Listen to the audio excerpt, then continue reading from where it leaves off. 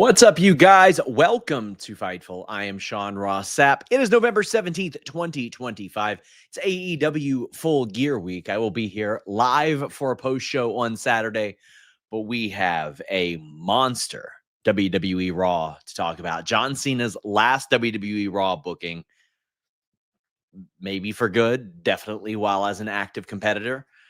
He has 2 appearances left as a competitor.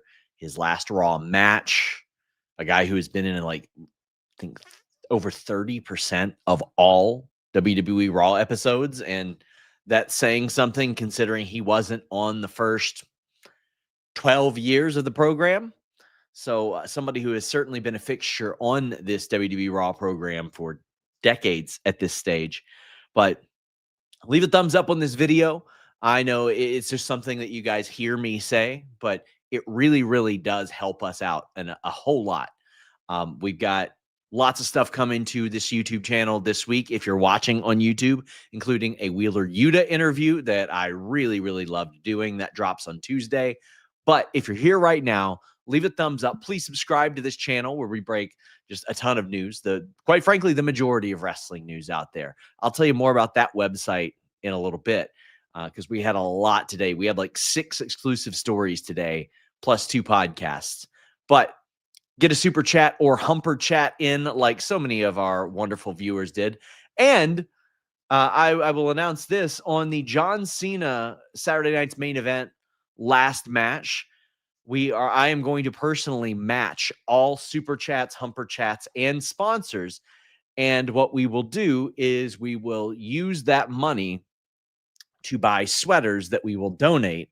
So therefore, you will be contributing to someone wearing the next man's sweater in honor of John Cena's career. Even though he could never be caught wearing the next man's sweater. Somebody will, and it's going to be because of us, because we're going to donate to it, by God. Get in those super chats, get in those humper chats. Let's talk WWE Raw. Stephanie McMahon and Shane McMahon both at this show. When they're in New York, you can pretty well assume that's going to happen. But both of them were at Raw. Stephanie shown on screen because she's got a WWE thing going on, of course. We've got, obviously, Shane McMahon there, but he's not doing anything WWE related. Austin says there were rumors that Liv Morgan was backstage. Is that true? So first off, thank you very much for this super chat. So what I can say, I don't know that she was physically backstage. I will find that out. But as of last Thursday, she was scheduled to travel into WWE Raw. They may have been filming some additional stuff there. They're always filming stuff. And New York is a pretty easy place to get people to. But she was scheduled to be at least backstage at Raw as of, I want to say, last Thursday. And I didn't hear of that travel being changed or anything like that. So listen, I'm hopeful that she comes back soon. She's been very missed on this show, but as you started to get the word that, oh, well, Drew's there and Cody's there and Roman and Brock and all these people that are there, it was kind of hard to see where that would fit in on this show. You know what I mean? And she's definitely someone that you want to bring back in the right situation. But yes, she was scheduled to be there. For sure scheduled to be there. FightfulSelect.com. Best $5.99 a month in the business until Jimmy Van increases the price. Not only us, but WrestleVotes over the past few weeks, which are going to be joining Fightful Select on January 1st, they revealed that SmackDown moving to 3 hours.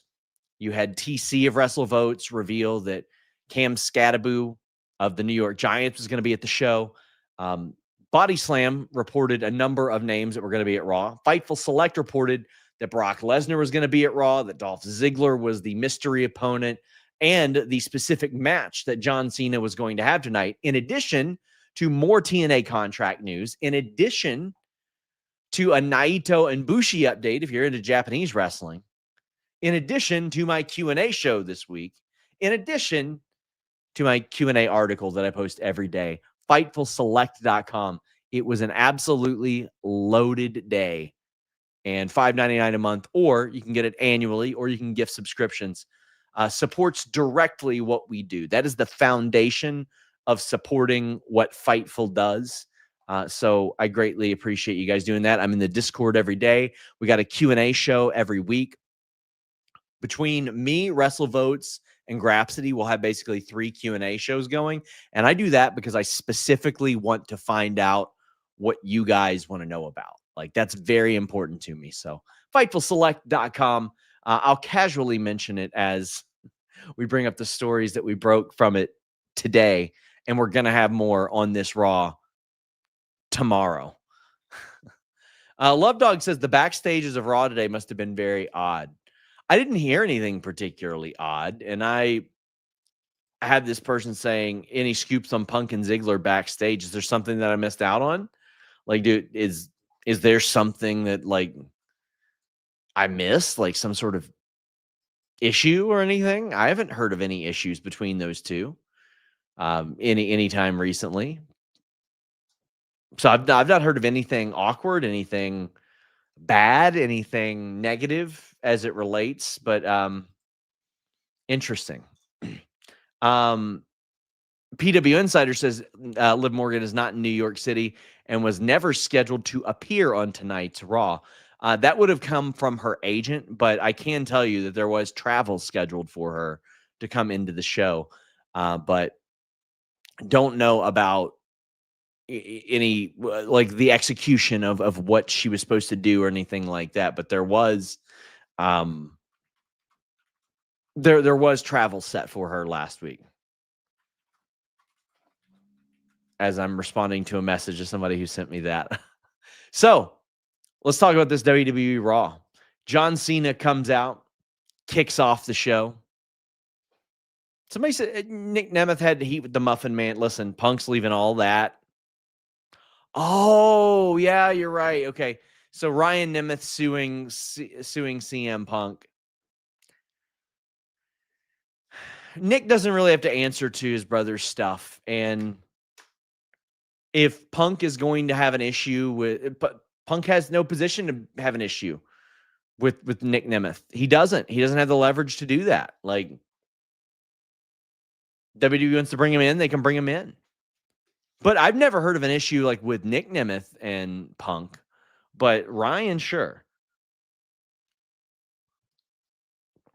John Cena comes out, cuts his promo, and he is interrupted by Dominic Mysterio. I also want to compliment Alicia Taylor, who has done a fantastic job doing the commentary or the ring announcing for John Cena during his retirement tour. She has just done a fantastic job throughout all this. And do I think that the announcement is convoluted and over the top and too, like, a little unnecessary? I do, but it's become a thing. It's a thing that that has become something that the audience likes, even though it was meant to be like a heel thing, right? Somebody says, what is the Next Man sweater? Is it a brand I'm unfamiliar with? It is a line from John Cena's song. Let me find the specific line. Okay, he says, I'm so hot, you'll never catch me in the next man's sweater. There you go. But you'll catch somebody in the next man's sweater because we're going to donate a bunch of them after that match. So Dominic Mysterio comes out and he wants to have his rematch with John Cena. John Cena wants it there. And Dominic's like, no, at Survivor Series on my home turf. Which I'm like, damn, are they going to have Cena beat Dominic in San Diego? Or are they going to beat John Cena right before his last match? Because if so, it really was just to give him the IC title for no reason. And I fully believe that John Cena should have been in that War Games match instead of Jimmy Uso. I think it should have been Cody, Punk, Roman, Jay, John Cena in that War Games match. The All-Stars standing tall at the very end of Survivor Series. Now, it would make a lot of sense for Dominic to find a way to win, and even to win without cheating, and that to be like finally the catalyst for the babyface turn. But man, he has leaned awfully hard into being a heel after it seemed like he was leaning towards turning babyface for a while. But earning the respect of John Cena in an actual match, like, I think could really, really go well. John Cena says, tonight we don't worry about this. We worry about this audience. That's what we worry about. Judgment Day come out and attack, and I just love the selection of John Cena's tag team partners tonight. You got Rey Mysterio and Sheamus, who worked an absolute house show match against Judgment Day, and it was the right call. And by a house show match, I mean they did the cutesy spots, they did the 10 beats of the Badrant, or whatever, how the hell you pronounce it. They all did the 5-knuckle shuffle. It was absolutely a house show match, and it was the right match to have at MSG. Thought it was the right move to do.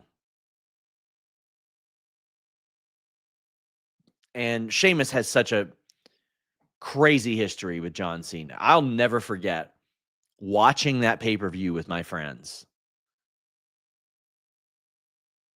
and just being in disbelief that Sheamus won that match by John Cena just falling through the table, right? Like, I'll never forget it. I was hot. I was hot about it. I was not a Cena guy.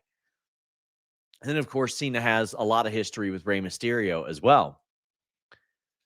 But this was the right audience for this match. It was the right send-off for John Cena on Raw. I thought this was really good. Galrong Rolt says, is Dom technically getting 3 matches with Cena on the farewell tour? Is that showing how much confidence WWE has in Dom? And if you go back and look, Dominic was getting like a lot of matches with John Cena in previous years as well. Like, Dominic and John Cena have worked together quite a bit because, gosh, let me see. Yeah, they've worked together like almost 20 times. They teamed together in 2021, a whole bunch. Then when John Cena came back in 2023, Cena worked him on a dark match. Cena did like big 8-man tags against him.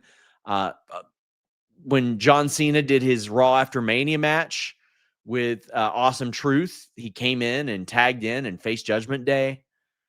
Like, he's worked a lot with Dominic Mysterio. So they are very familiar with one another. Love it. I think it's good. And Dominic has proven that he is that guy. Cray says, Ray versus Dominic, Ray's career on the line before Mania. My guess is it'll be the match for the AAA. Or actually, that's Luis saying that he thinks it'll be that. I mean, Ray signed a multi-year contract. So he's still got time on his deal. And I don't think that WWE is in the habit of just paying people to not do anything if they can avoid it. And I think he signed it like 11 months ago, and now he's got injury time added to that. I think it was a 3-year deal last year. So if I were to guess, he's still got like 2.5 years left on that deal. I don't know if they're going to be doing a retirement thing already. But it was nice to have John Cena sent off of Raw in this way, opening up Raw, actually opening up Raw as well, not Triple H.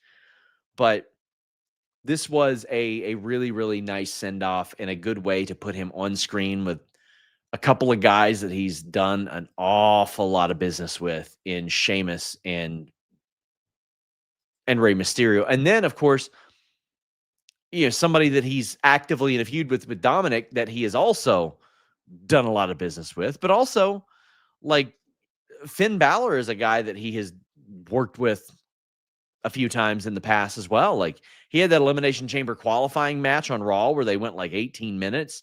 I think they did the Raw SmackDown Survivor Series match in 2017. They've done some live event stuff as well. Like while most people don't remember John Cena working a bunch with Finn Balor, he did work with Finn Balor a bit throughout his career. And JD was in that Judgment Day match with Awesome Truth last year as well. So it's not the first time he's worked them. Wild to think how long Judgment Day has been around. Yeah. Man, it's going to hit me in the feels with John Cena. I was never a big John Cena guy. Was never a big fan of his, but like, listen, me and my grandmother, as I took care of her in her later years, she loved John Cena. That made me love John Cena as a result, especially when I lost her. So I feel that, that connection there. And I think back to when last year I was at Sting's last match. And I've mentioned this before. Sting, Great Muta, Ric Flair were the first three people I saw on a wrestling show on screen. And I was like, who the hell are they and where can I get more? John Cena was a lot of people's first exposure to pro wrestling. And in a much more accessible era of pro wrestling, you're going to have a whole lot of people that are going through those emotions as well. Cena stole Balor's 2021 SummerSlam match as well. That's a good shout right there. That's a really good shout. Love Dogs Avery says, I probably should have said crazy backstage today. MSG always is. I've mentioned this as well. Last year, my wife and I went to MSG for the Christmas show because it's been on my bucket list since I was younger, and I'm glad that we did because now I don't think they're doing one this year because they got so many New York shows. They got MSG right now. They got Barclays coming up. Yeah. Who benefits the most retiring John Cena? Hendry? I mean, they've announced the full brackets now, haven't they? Is there anybody left? Like no, I don't think Joe Hendry does. If Joe Hendry was a heel, maybe. But Joe Hendry should have been in the tournament, I think. For as much noise as he made about being John Cena's last opponent, you could have really, really played off of that. So Mello is naturally one that could benefit the most because he's the one that needs it the most, right? Everybody thinks it's going to be Gunther. Everybody talking thinks it's going to be Gunther. And hear me out. Gunther is not a young man. He is 38. He is the youngest WWE champion, youngest world champion that they've got on the men's side. Isn't that wild? At 38. But he just retired Goldberg. WWE has always loved doing that big conquering USA hero against a foreign heel. And it's going to be in Washington, D.C. If they do Gunther versus Cena in Washington, D.C., I think John Cena wins his last match. They are not going to have John Cena waving the American flag, doing all that stuff, and losing in D.C. But if they do, and Gunther's retired Goldberg and John Cena, then he could very easily show up on SmackDown randomly in the future and take out Randy Orton and say, I'm the legend killer now. And that could be a fun angle. But I think he loses to John Cena if it's in Washington, D.C. That's just how I'm feeling, man. Just how I'm feeling. I'll tell you how I'm feeling. Feeling like saving some money this weekend with NordVPN.com/Fightful. You might say, Sean, how you doing that? Well, I'm watching Raw on Netflix. That's the way it goes, right? But NXT, SmackDown, Survivor Series while I'm on the road at WrestleCade, I'm watching those on nordvpn.com/Fightful with one Netflix subscription. All you got to do, subscribe, averages out to like $2.94 a month. So significantly less than one of these services, much less any number of them. Get a 2-year deal, 4 months free, 30-day money-back guarantee. You download the app, and you might say, well, what do I download it on? My phone, my desktop, my laptop, my PC, my smart TV, my router? How about any or all of them and all operating systems? Then you can watch WWE content on one Netflix account. And that ain't it. This weekend's AEW pay-per-view, get it half off. You log in, change your virtual location, go to a pay-per-view provider, buy it for half the price. TNA pay-per-view, same thing. UFC pay-per-view, that's how I bought it this past weekend. When your boy made a little bit of money, I'll tell you more about that later, off Shevchenko and Islam Makhachev, bought that pay-per-view on nordvpn.com/Fightful. Now, there are a plethora of other benefits of nordvpn.com/Fightful, and they got that Black Friday deal all month long. But you can browse safely, secure your passwords, keep your files protected on a private cloud. They got VPN servers in 129 countries. They got a data breach scanner. And look, Garon says with Nord, you get all events except for Saturday night's main event, but you get it free on YouTube as a result. Meet Normus has Nord on a bunch of devices. Look at this. Graze Stream says Triller has a combo deal for AEW, Full Gear, and World's End. 2 pay-per-views for the price of one with Nord. Man. Our Nord Almighty. Yes, that's right. NordVPN.com/Fightful. So, after this match, they show Cam Scattaboo. Actually show members of the Philadelphia Eagles who got booed heavily booed. Then they showed members of the New York Giants and Cam Scattaboo. Now, I know a lot of you aren't football fans, but Cam Scattaboo is like a goddamn trash panda. He is rabid. He is a 23-year-old kid who was a 4th-round pick this year and won the starting running back job in New York and played his ass off, then basically detached his ankle from his foot. He's on injured reserve right now, guys. And let me be clear. He did this on October 26th. Cam Scattaboo ripped his ankle to shreds on October 26th and was put on IR. And on November 17th, he is getting into it with Dominic Mysterio. He's a big wrestling fan. Our dude TC of WrestleVotes, who you all will be able to see twice a week on Fightful Select starting in December, broke this news. But Austin Nomio says the New York Giants front office must be flipping seeing Cam Scattaboo get into that brawl while injured. There's no way the Giants agreed to that. I would be shocked if they did. So one of my all-time favorite Bengals, Pac-Man Jones, is a big reason why this doesn't happen a lot. Because while he was suspended,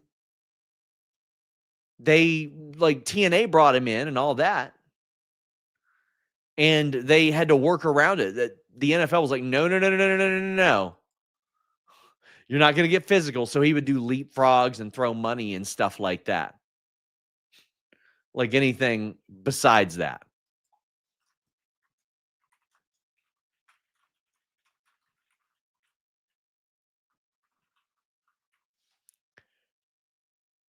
So they've worked out an awful lot of stuff to to prevent that in the future. George Kittle got physically involved. I think Gronk did as well. Somebody says Scattaboo has WWE merch. You know what? That checks out, buddy. That checks out. Good for him. Good for him.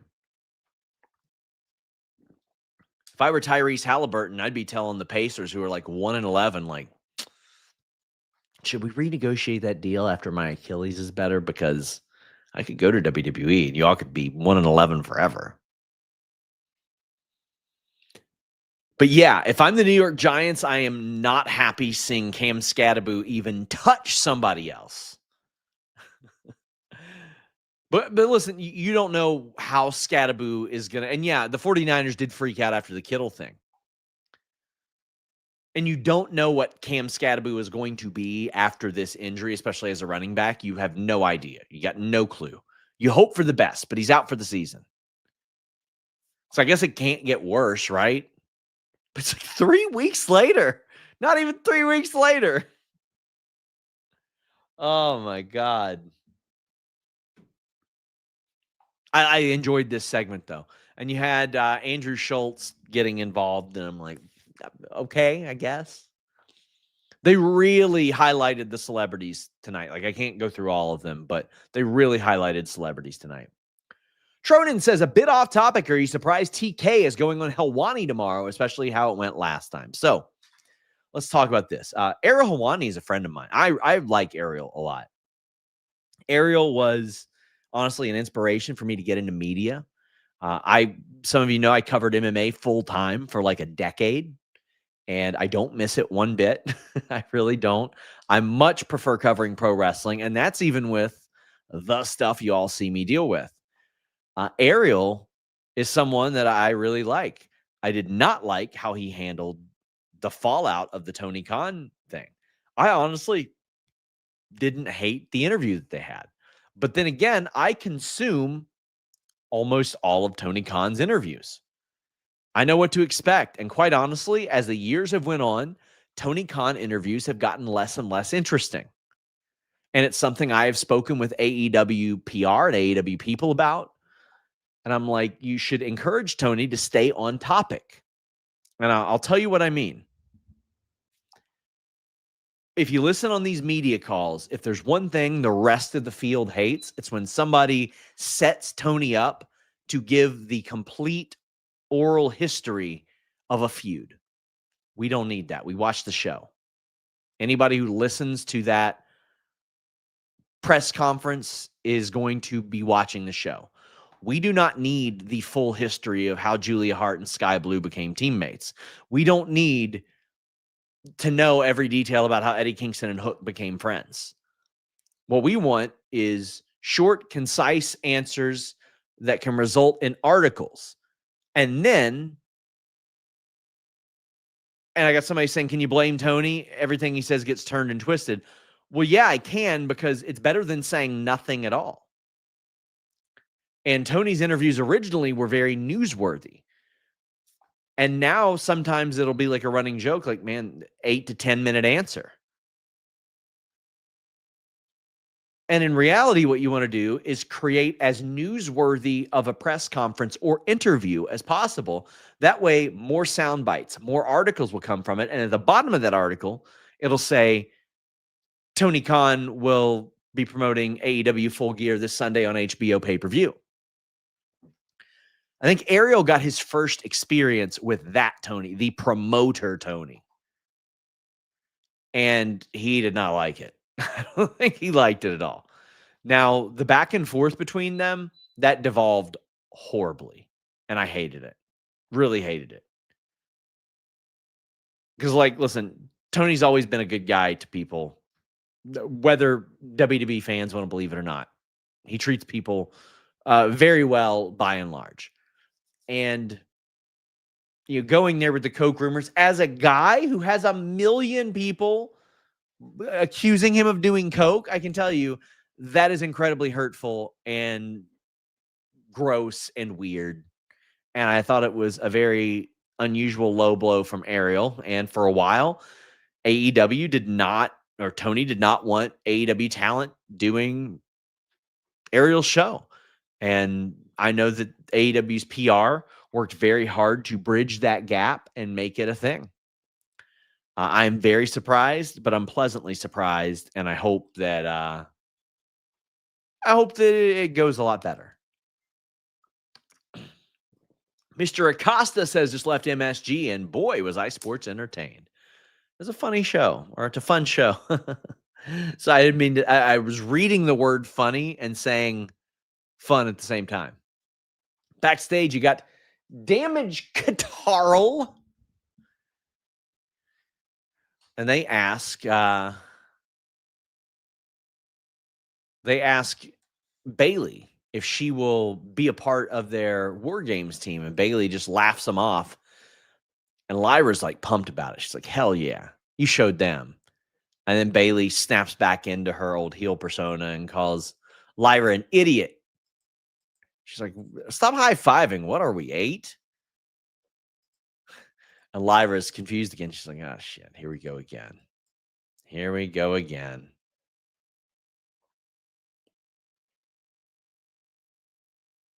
I like this. JT9 says, Kyrie is hilarious along with EO. Kyrie Cena. I don't know what you mean by Kyrie Cena, but yes, EO is hilarious. What she did at the end of this segment we're about to talk about was very good. So Alexa comes out. And Alexa, yeah. It's because Kyrie did the you can't see me. Yeah. You're right. It's been a long night, guys. Lots of stuff happened tonight. That was really good. EO hugging Rhea at the end of this segment was very good too. So, oh my God, this segment.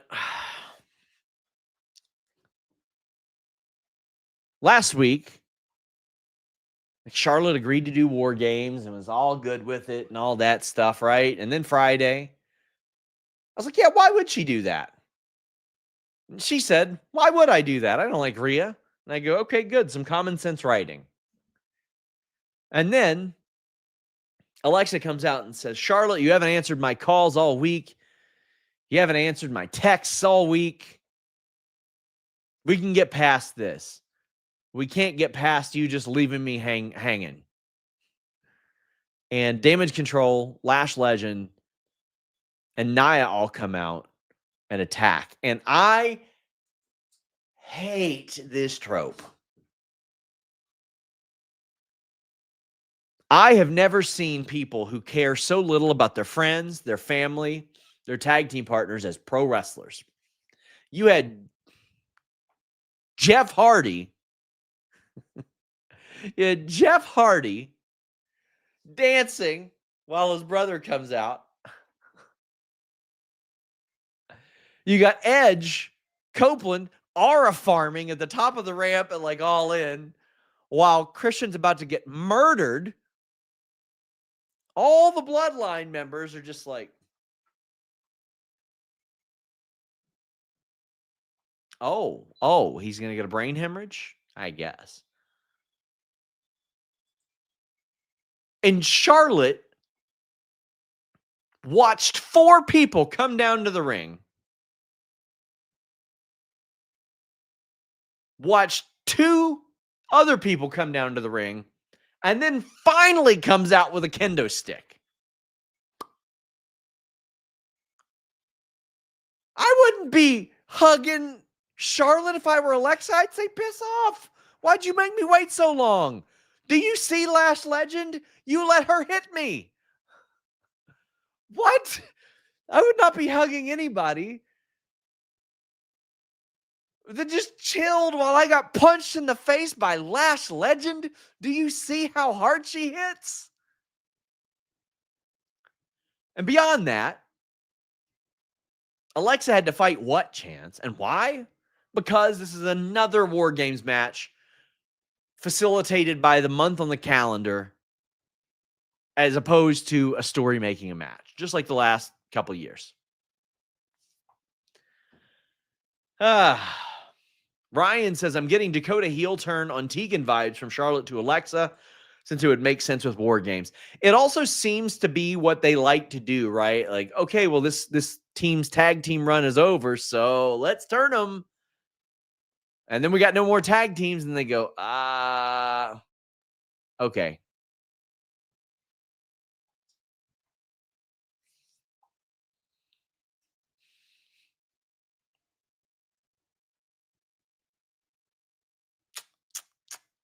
All right. So I did love that when Alexa was hugging Charlotte, Io then hugged Rio, and it cracked up Charlotte. That was good stuff. International interview, Roxanne brought up that she beat Nikki twice.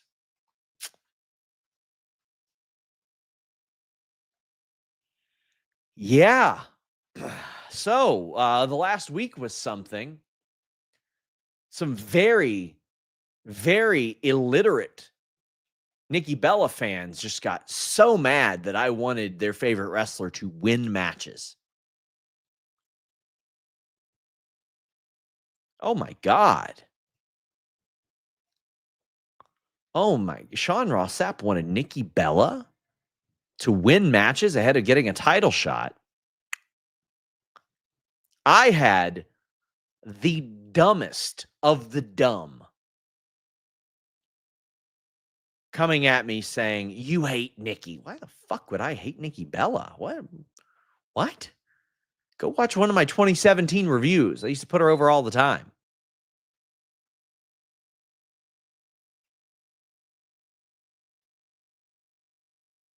It'd be great if she won some matches. It would be nice. I saw people say you were personally attacking her. What? Unless you think that this is a shoot, and I was implying she couldn't fight, how could that be construed as such? I'm sorry that my analysis goes beyond, yes, mother, slay. She's serving. If simply serving gets you a title shot, well, my God, I got a list. There are plenty of wrestlers that are out there serving on a weekly basis. I wanted Nikki Bella to win matches. And what they had her do tonight, I hope that this wasn't the original plan and they had more, because she goes, I got a lot to say. And then they scripted her. And let me make this clear. Not an attack on Nikki Bella.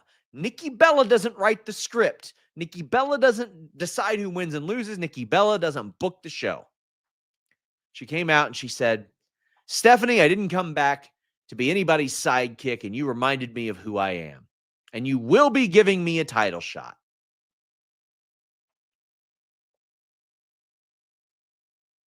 And then what happened? They announced the match was happening at Survivor Series. So let me be clear. This doesn't make Stephanie look bad. It doesn't make Nikki Bella look bad. On the show, it makes Adam Pearce look bad, because he is giving a title shot to a person that Roxanne Perez just beat twice and in a tag match.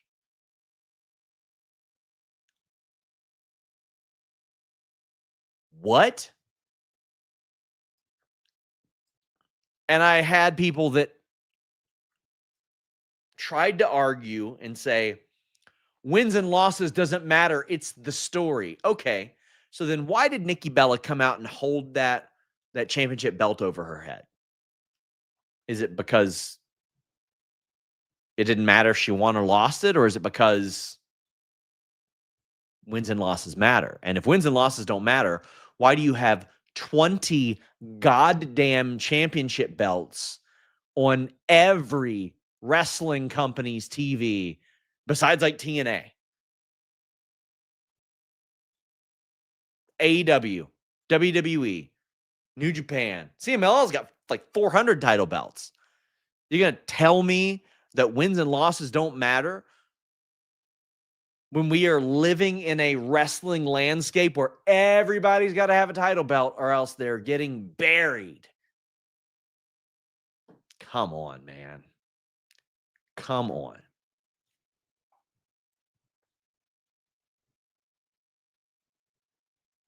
Nikki Bella deserves better than to be put in a position for anybody to say this. It shows that they had no foresight about booking this turn and this match. Because like a month ago, she was looking at the lights against Roxanne Perez. And as this person says, the idea of wins and losses don't matter completely invalidates the existence of championship tokens. Exactly. So Bella stands. Quit bitching at me. Go demand better from the person booking this show that should be booking your favorite wrestler to win matches. I can tell you right now how this could have been a better story. Nikki Bella wins a match against Roxanne Perez. Nikki Bella wins another match against literally anybody. Then she turns on Stephanie after that Raquel match. And Stephanie's like, why? Oh, you're giving these two title shots, but I'm supposed to be your friend. You don't give me a title shot after I've been winning? Mother sure would have served there. I bet that promo would have been better because she would have had a reason other than you reminded me of who I am. She wouldn't have to be reminded. She would remind Stephanie of who she is in that point.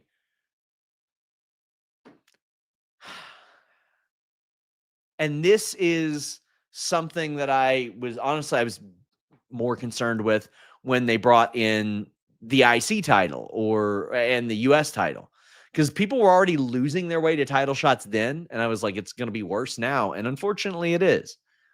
And I hope that Nikki Bella and Stephanie have an incredible match. But yeah, Tim Traver of the Diecast Collective says, I don't give wrestling companies any breaks on storylines. Santa Claus also doesn't give any breaks for those of you that are Rundown fans. Yeah. I got some good breaks this week on MyBookie AG. You can bet on anything, anytime, anywhere at MyBookie AG. Right now, you get a $50 bonus when you deposit $100 using the link in the description below, or a $100 bonus when you bet $200, or you deposit $200 rather. As you guys have seen, I have bet against my own Cincinnati Bengals the last 3 games, and let me tell you, your boy has won. I also won with Valentina Shevchenko.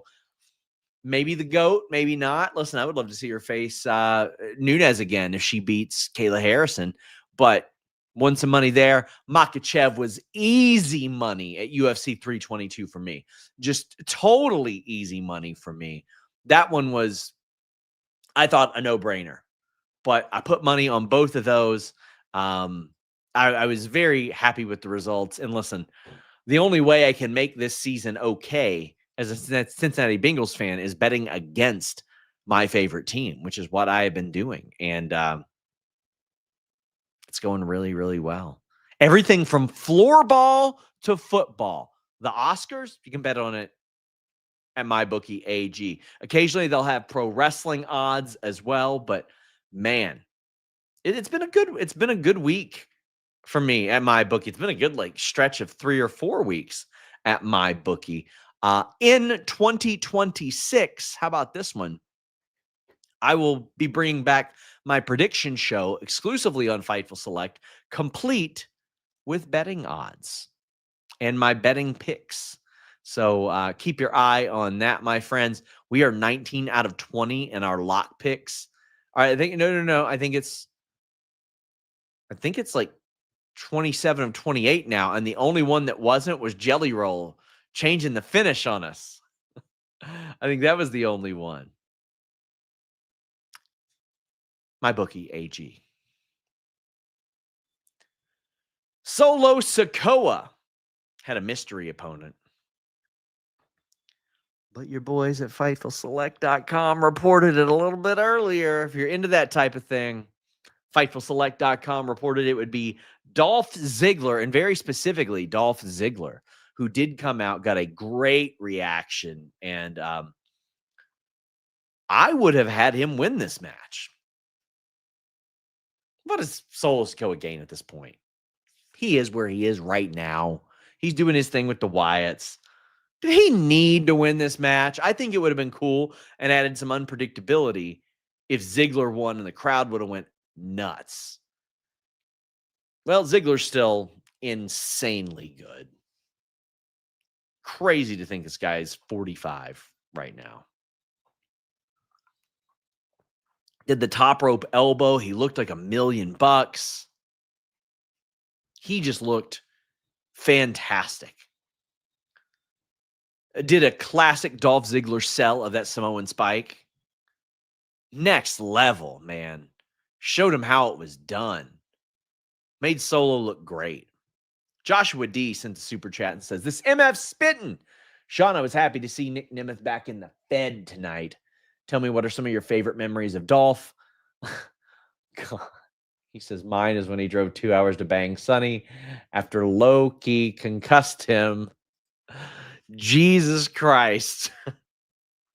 As someone who dealt with Sonny trying to say, listen, I'll just leave it there. Sonny was not a welcome addition to my DMs at any point ever, and that woman was crazy, and I let her know as much. Cannot believe we just fielded that super chat. But the Money in the Bank cash in was an all-timer. Gosh, that match with The Miz at No Mercy 2016 was a statement match, a big statement match. Cage match with Drew later on in his run too. I mean, Ziggler had some unbelievable matches, like well after you knew he wasn't going to be like a top guy anymore. And that, listen, that is a lot to overcome. But there was also a 2014 triple threat match on SmackDown, or it was, I think, an elimination. Ziggler, Tyson Kidd, Cesaro. Unbelievable. Unbelievable stuff. Ziggler's great, man. And he's a great wrestling mind as well. I don't get to listen to a lot of Busted Open, but I try to, like, if I ever see clips of him talking, I always stop and look at those when Busted Open tweets them out. He's a brilliant guy.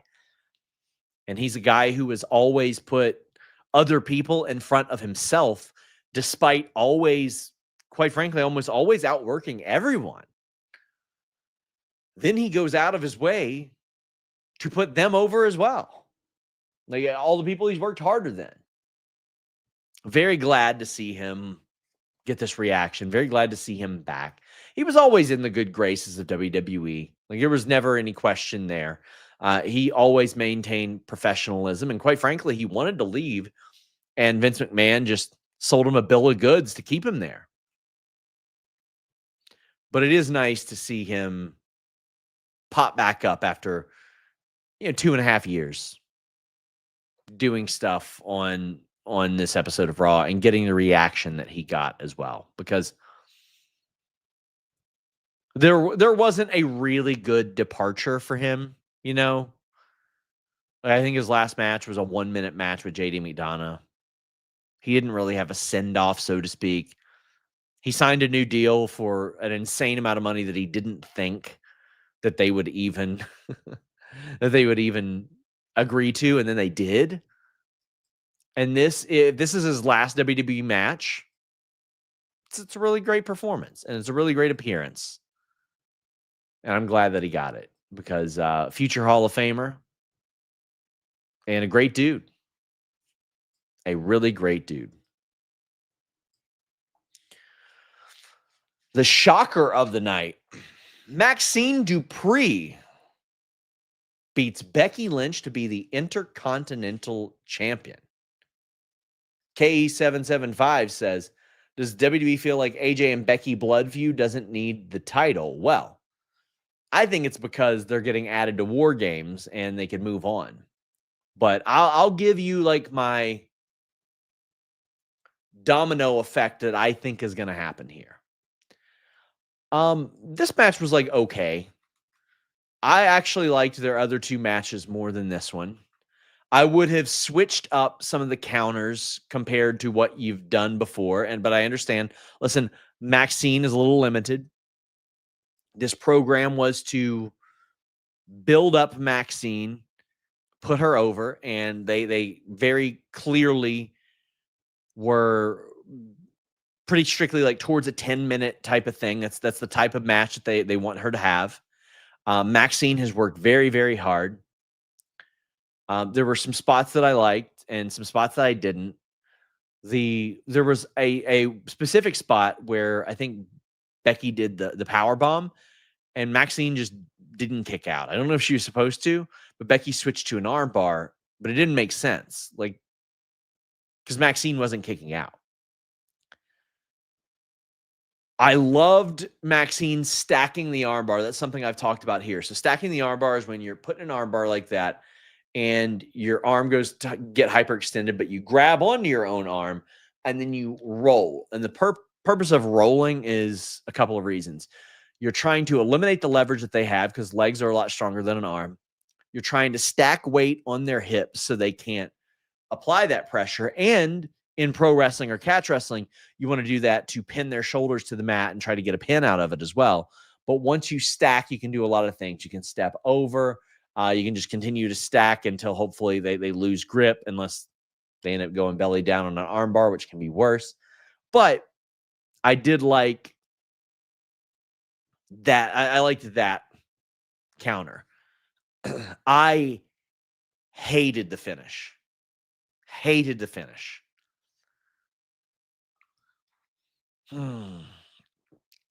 I thought it made Becky, the character, look dumb, easily distracted. But if you want to say that it's her being a hothead and just like AJ Lee affects her that much, okay, I can get into that. But that'll kind of, I think that how this ages and how this continues will kind of determine where I stand on this. AO says, congrats to Maxxine. Becky Lynch deserves credit and apology. She's helped a lot of women. She has helped a lot of women. She really, really helped Lyra, who has been fantastic. She has really went out of her way to help Maxxine in a 3-match series. Quite frankly, built Maxxine. Ryan says Becky loops back to IC belt or onto Vaquer soon. Well, I think that her and AJ wrestle at War Games, and then I think they have a singles as well. So I don't think that Becky is in either of those pictures anytime soon. I'll tell you what I think is going to happen, and I think that they set it up very, very well in that backstage where Maxxine is like, oh my gosh, I just have to thank AJ Lee so much. She made this possible. I can think of a woman that hasn't been around in like a couple months that helped make all of this legitimately possible more, and that's Natty Neidhart. And I mean specifically Natty. Natty, who in my interview with her said, call me Natty, don't call me Natalya. And whose very loose-lipped family member said during an interview, yeah, I think it's going to be Natty. Natty, who wants to be Natty, does not want to be Natalya, as we saw with that Cody Rhodes interview. If you're Natty, why are you not like, AJ Lee did what? After I let you come train at my facility, after I took you under my wing, after I made you, is what she would say. And I think that's where you start to develop an intercontinental title feud. And Natty says, this title is important to my family. My Uncle Brat won it. My Uncle Owen won it. My Uncle Davey Boy won it. But my dad never did win it. And I'm going to do what my dad couldn't do. And I think that's the way that should go. Now, what it doesn't need is 3-4 minute roll-ups and stuff like that. I want to see Natty Neidhart. I want to see them try. And you'll see all these dumbass Twitter accounts being like, oh my God, you're caping for Natty. She must be a source. Maybe I just like catch wrestlers and I want to see them actually try with a Hart family member. They like only really tried like once. Play this story and it will stand a chance. Meet Norman says, for some reason, the broadcast couldn't say the name of the Commanders tight end special teamer, Colson Yankoff. I'm not sure why. Let's crank. Maxxine, I'm okay. And let me tell you guys, Maxxine is just such a lovely person, just such a wonderful person. I had the opportunity to interview her a couple of years ago, and she was just wonderful. Very happy for her. She's worked very hard for this. Now, you do also have to wonder how they book her from here on out, because you got two of your titles on people that got to be creatively booked in Jade Cargill and Maxxine. But we'll see. Wanted to remind you guys, the Fightful Awards are coming up in January. You can sponsor the awards. Here's how it works: $100 a pop. You can get multiple. You can get some and donate them to other people. You can get them and shout out charities. It will get you an ad read on the show. You can sponsor a specific award, assuming they are remaining. And also you can clip that ad read, use it wherever you want. I don't care. It'll have a link in the description below, a link in the replies underneath the announcement of the awards. And then I will retweet that to like 325,000 people. Contact myself, contact Fightful, or contact Kate to get these in. The earlier, the better. We do like package deals as well. But the Fightful Awards are very important to us because we like to spend some good money on the Fightful Awards and show these talent that what they do for us by competing and performing and sacrificing not only means a lot to us, but to our viewers as well. And we've been very fortunate that people like Jade Cargill and Mark Briscoe and FTR and Rhea Ripley put them in like their office. Chelsea Green, like put them in their office and show them off around their house. So contact us for the Fightful Awards. Last time is now tournament match. Gunther gets his old theme back. How y'all feeling about this? I like that they brought back the old theme. I like it more. I liked his newer theme as well. I didn't mind it, but I like them bringing back the old theme. Really like this. Big fan of this. Let's get talent with the themes they want more. And Gunther defeated Javon Evans, who should stay on WWE Raw, by the way. This guy needs to be on Raw. We don't need him in NXT.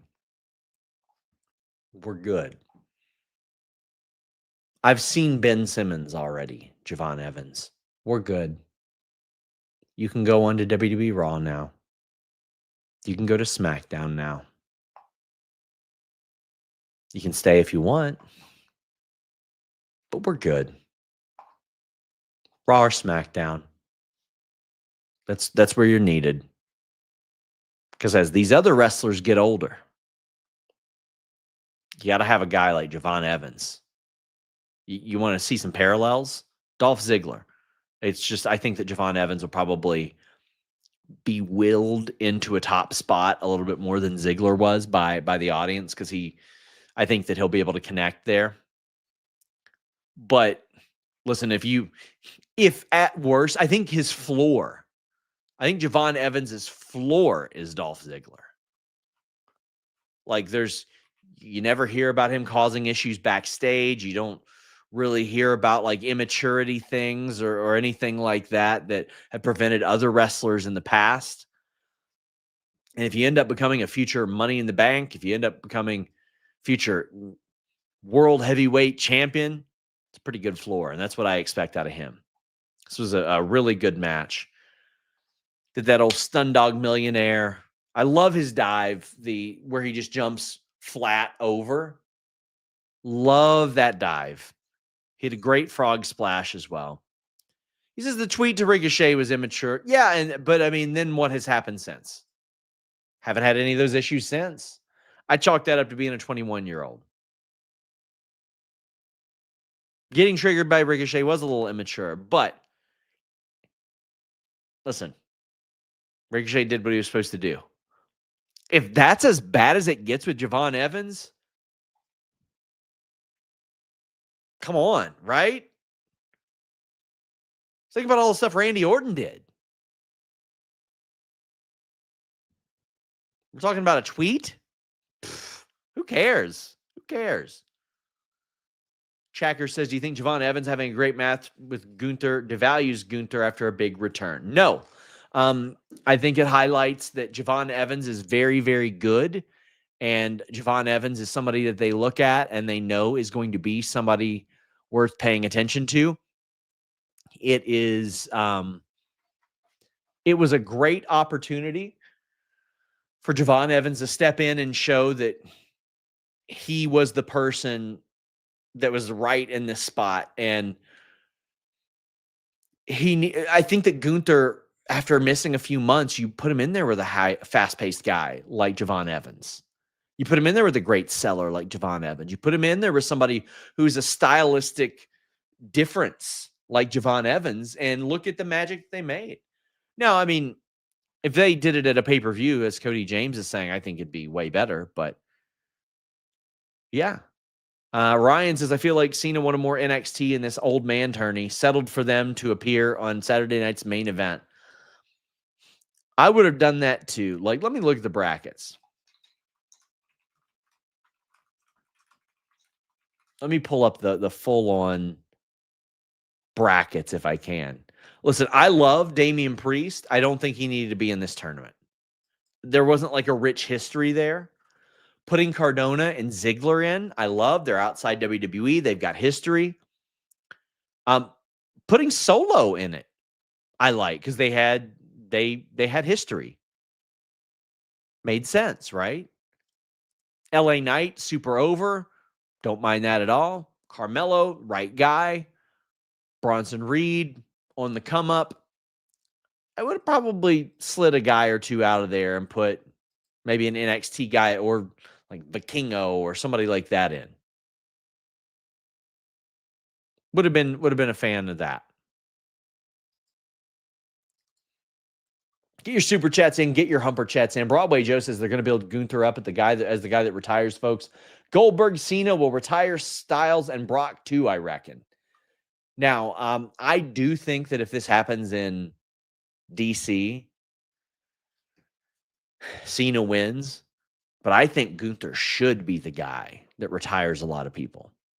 I think that should be his thing.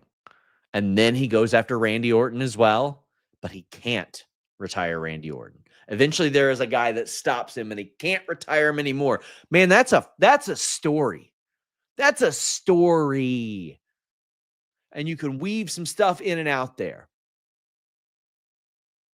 But they wanted Gunther to face Brock like 2 years ago. I would legitimately have Gunther do an occasional career on the line open challenge. And you find like an old guy that isn't wrestling anymore, give them their one last SmackDown match, and Gunther beats them in their 10 minutes. They get, yeah, somebody says Gunther retires Fandango. Sure. Why not? TNA will do anything for you. By the way, Godspeed to JDC, Fandango, another one of the just wonderful, lovely guys in pro wrestling. But like, I'll pull up some names. Somebody says X-Pac. Yes, X-Pac, for sure. Have that be a thing for him. And that they wrestle after that, who gives a shit, right? Who cares? Somebody says Gunther retires you. I know who's going to retire me, assuming if I ever wrestle again. But Boogeyman's still in shape. He could retire the Boogeyman. Billy Gunn. Road Dogg. Have him beat the shit out of Road Dogg. Please. RVD. You can do that, right? Both of the headbangers. Let's go. I'm stretching now. But you see what I mean. Like, there are some people you could do that with. Luis says he should retire Honky Tonk. So when I asked Gunther myself, like, I want to see, I said, I want to see you chop that man into dust. He's like, I would not get joy out of that. He is an old man. I was like, yeah, but Gunther, I would, buddy. I would. Now, Honky Tonk has finally stopped wrestling. Like, he's finally stopped. He hasn't wrestled since like 2019. So if the match was literally chop, fall, pin, yes, sure. But shout out to Gunther and Javon Evans. Also, when Javon Evans kicked out of that power bomb, it worked really well. Really, really well. Backstage, Adam Pearce and Nick Aldis find out who Paul Heyman has as his fifth guy, and it's Brock Lesnar, which Fightful Select reported today, $5.99 a month. Please subscribe. We would greatly just love if you all did that. But when you need a full WWE playlist episode of Roman Reigns returns, all right. I thought he didn't want to see these guys till Christmas. And he didn't even make it to Thanksgiving. Where's the dedication? If I say I don't want to see somebody till Christmas, I ain't seeing their asses till Christmas. Guy couldn't make it to mid-November without showing up. Somebody says, why do you hate Honky Tonk Man? He wasn't good, but damn, you hate that dude. He sucked. That's it. He sucked. He was freaking garbage, man. He was complete ass. Name me one good Honky Tonk Man match ever. Like him against Savage, I'll give you that. In there with one of the greatest workers of all time. Because when I was a little kid, I saw him in the 90s. I saw him stinking it up with Johnny B. Bad. Then I would get the tapes. And I would see, like, he couldn't, barely decent with Ricky Steamboat, barely decent with Bret Hart. Bad matches with Jake the Snake Roberts.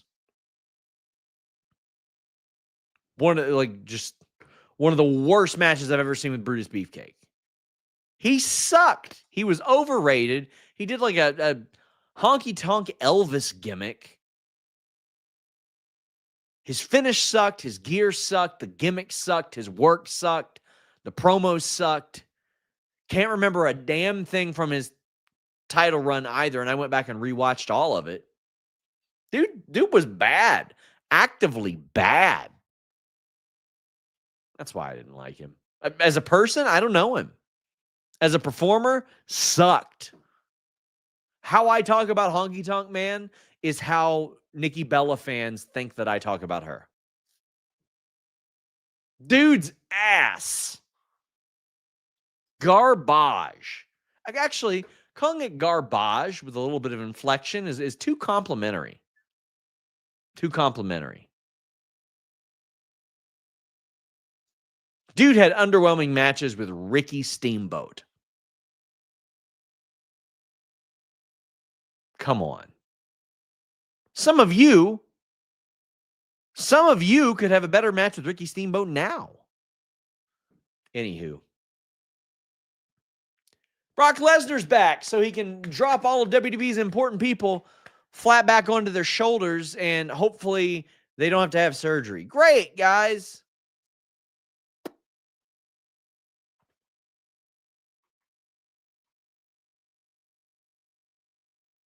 He did bump for Roman really well. He bumped really well for Roman. Line Drive says, legitimately, it sounded like the only people who popped for Brock were the announcer beyond the pavilion response to someone's music playing. The world no longer needs Brock. Well, listen, I don't want him to die. That's what it sounds like. The world no longer needs Brock. I don't want the man to die. I think there are a few matches for Brock that hold some cachet. Gunther, Braun Breaker, Obafemi. And he should lose all three of them. When I saw Brock face-to-face with Roman, and yes, thought he got a fine reaction. I don't know what they're talking about. But when I saw him face to face with Roman, I thought about that like 5-year period that we were through, and we could not escape this dumbass feud that they would just force down our throats for years and years and years.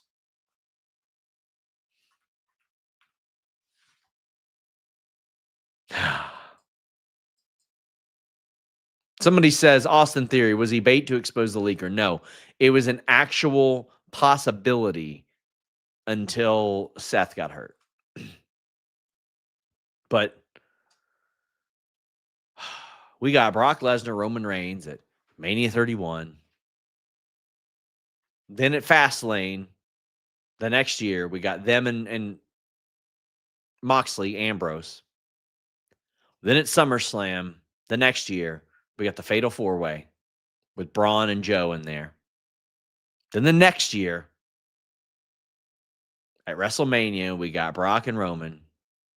And then they did the Greatest Royal Rumble again. And then they did it again at SummerSlam. And they did it again at Crown Jewel. And they were going to do it at day one. And it got canceled. Actually, they were going to do it another time and it got canceled because Roman got sick again. It worked to 9. They did it at Mania 38. They did it at SummerSlam 22. They have tried doing this a dozen times.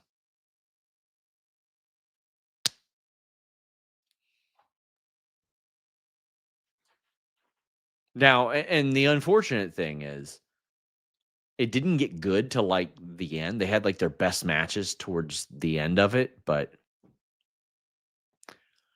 NYPD gets involved. Austin Nomeo says whoever paid those NYPD officers, whatever indie wrestlers, must have had a big payday. Yeah, they took some punishment, buddy. They took some punishment. A lot of ass whooping in this one.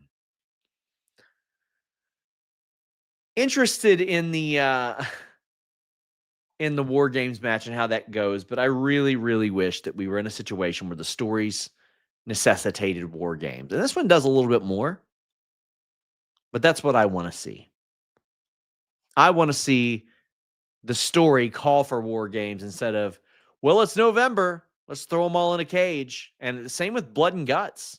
As entertaining as those matches were, let's get the story. Roman did indeed say F the police.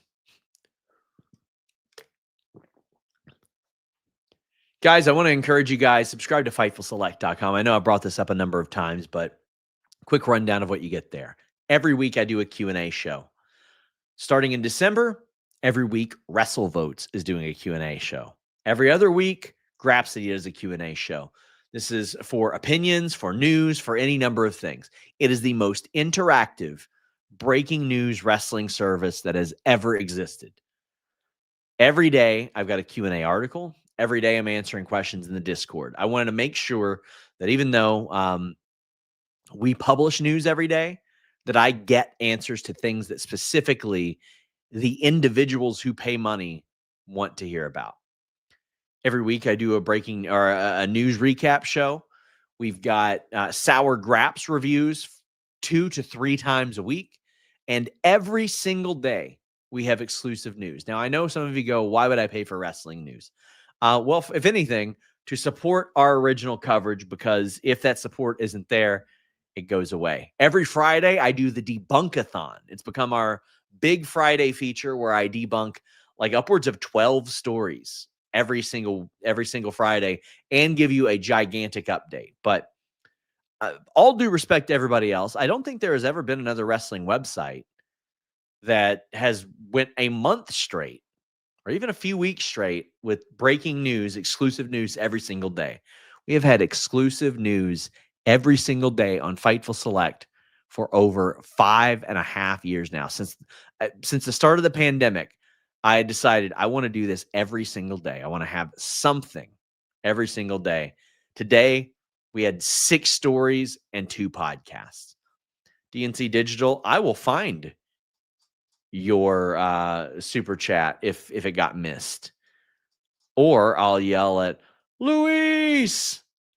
As K775 also says, does WWE feel AJ and Becky blood feud doesn't need the title? I don't think it does. I think that AJ costing her that title is a big reason that that's going to continue. And Ryan says, love Roxanne, bring up that she beat Nikki twice.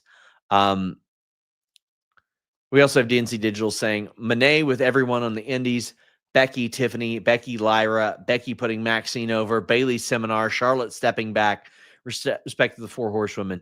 The 4 horsewomen are now in the position to give back, and they are all doing that. I mean, Stephanie Vaquer got hired off a match with Mercedes.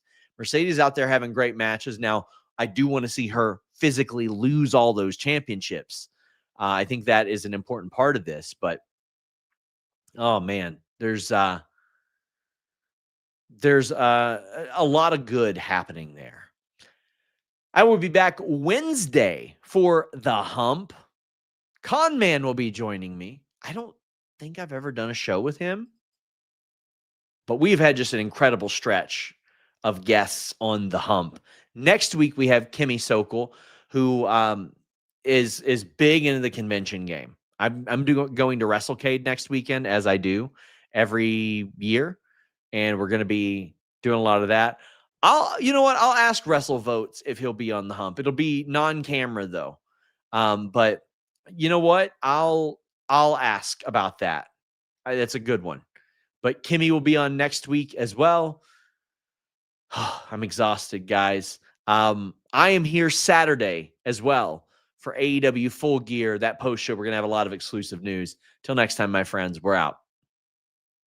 Oh, before that, I want you to hear a message from our friend.